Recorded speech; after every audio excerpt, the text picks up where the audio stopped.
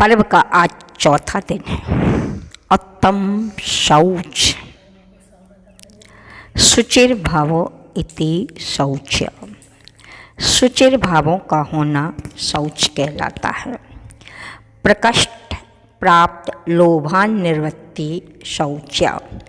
प्रकृष्ट प्रकार से लोभ की निवृत्ति का नाम शौच है।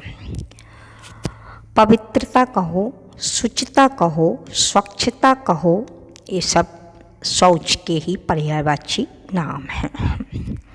तो चलिए, हमारी आत्मा का स्वभाव शौचता है अर्थात पवित्रता है, लेकिन हमारी आत्मा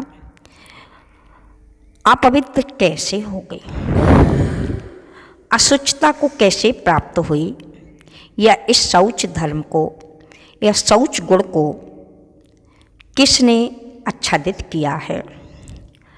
वह है लोभ। लोभ का मतलब क्या है? लोभ कहो, लालच कहो, या फिर गिद्धता कहो। लोभ और माया अर्थात ये दो कसाएं राग से युक्त हैं। क्रोध और मान यह द्वेष से सहित हैं। तो चलिए, लोभ मुख्य रूप से 4 प्रकार का है: अनंतानुबंधी, अप्रत्याख्यान, प्रत्याख्यान और संजुलन। अनंतानुबंधी लोभ कृमि राग के समान। अप्रत्याख्यान चक्रमल गाड़ी के पहिए में ओंगल लगाने के समान। प्रत्याख्यान शरीर में मैल लगने के समान। और चौथा है हल्दी के रंग के समान। ये 4 प्रकार का लोभ का मुख्य कारण समझें। जितना जितना लाभ होता है, लोभ उतना उतना बढ़ता है। काम का आलस और पैसों का लालच हमें कभी बढ़ने नहीं देता है। तो आज हम सबसे पहले इस लोभ को समझेंगे। कहा जाता है कि अभी तक तो अपन सुनते थे कि बाप अगर होते हैं तो बच्चों के होते हैं, पुत्रों के होते हैं, पुत्रियों के होते हैं, संतानों के होते हैं बाप। लेकिन यहाँ पर आचार्य भगवंत कहते हैं पाप का बाप क्या है? लोभ। यदि इतने सारे झूठ, चोरी, कुशील, परिग्रह, क्रोध, मान, माया आदि ये जो सब अगर पाप कर रहे तो वो मात्र लोभ के कारण है। हम इस लोभ को सामान्य समझते हैं, पैसों का ही अकेला लोभ समझते हैं। नहीं, किसी को जीवन का लोभ है, किसी को निरोगता का लोभ है, किसी को 5 इंद्रियों के विषयों का लोभ है, किसी को पैसों का या परिग्रह का या फिर अपने मान सम्मान का लोभ है। कई प्रकार का लोभ हो सकता है, कई प्रकार से लोग लोभ कर सकते हैं। तो आज इस लोभ को अपन को देखना है कि घर घर में यदि लड़ाइयाँ हो रही, यदि घर घर में भाई भाइयों के बीच में, पति पत्नियों के बीच में यदि ये तकरार चल रही है तो उसका मुख्य कारण है क्या? लोभ। लोभ समस्त अनर्थों की जड़ है। लोभी मनुष्य ना जाने इस भाव में कितनी कब खराब से खराब कर्म कर सकते हैं। कहा जाता है कि क्रोध मात्र प्रीति को नष्ट करता है, मान ओनली विनय को नष्ट करता है, मायाचारी मात्र मित्रता को समाप्त करती है, विश्वास को समाप्त करती है, लेकिन लोभ जो है वह समस्त गुणों को नष्ट कर देता है। क्रोध व्यक्ति को अंधा बनाता है।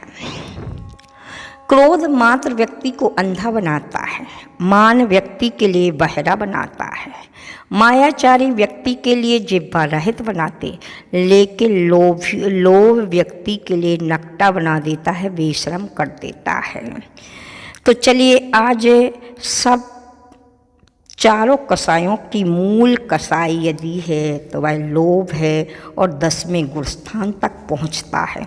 आज तन की शुद्धि तो दुनिया कर रहा है, चेहरे की शुद्धि तो दुनिया कर रहा है, क्योंकि चेहरे पर लोगों को विश्वास है कि लोग देख रहे हैं। तो चेहरे की सुंदरता नहीं, चित्त की सुंदरता है। तन को नहीं आज मन को मांझना है, आज तन को नहीं आज मन को मांझना है। आत्मा में लगी लोभ की गिद्धता की खाई को हटाकर सुचिधाम संतोष का अंजन आजना है। तो चलिए आज हमारा जितना हमारे पास लाभ हो रहा है हम उतने भाग रहे हैं। अरे कभी कभी विचार किया करो, अगर किसी के पास 100 रुपये आ गए तो वह 1000 के लिए दौड़ेगा, यदि 1000 आ गए तो लाख को दौड़ेगा, लाख आ गए तो करोड़ पड़ जाएगा, करोड़ आएंगे तो अरब पड़ जाएगा।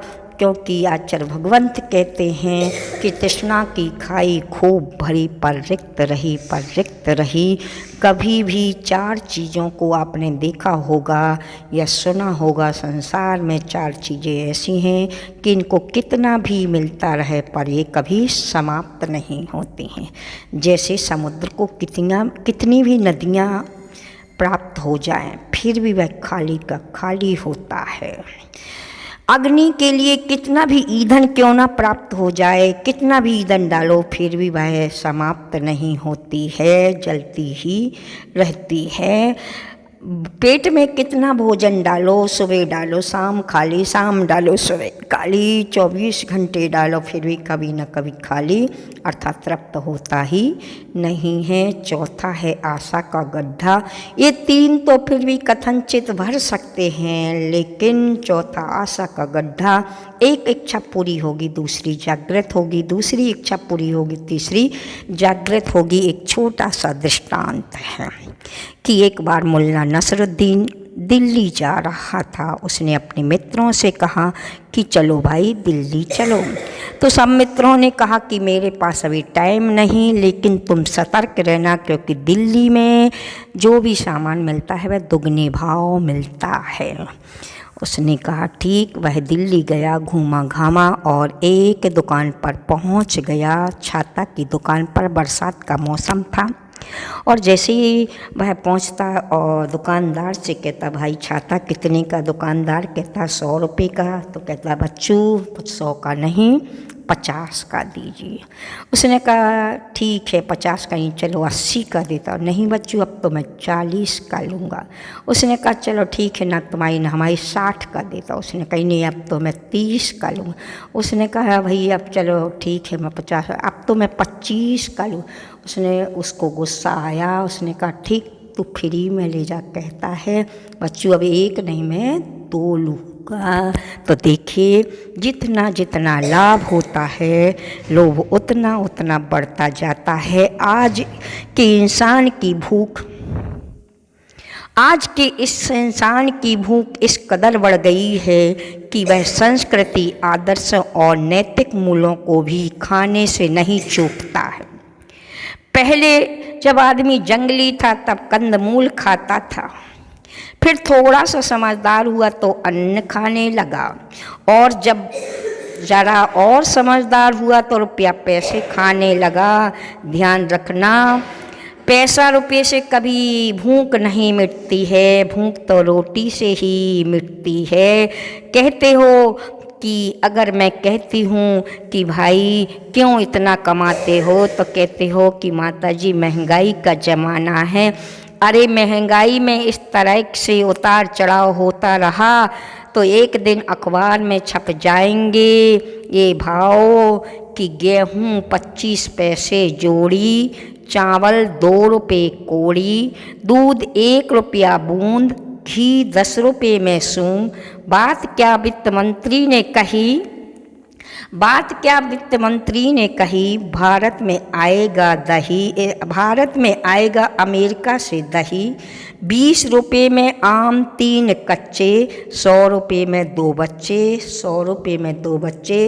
इस प्रकार से महंगाई होती जाएगी, क्योंकि आवश्यकता आविष्कार की जननी है।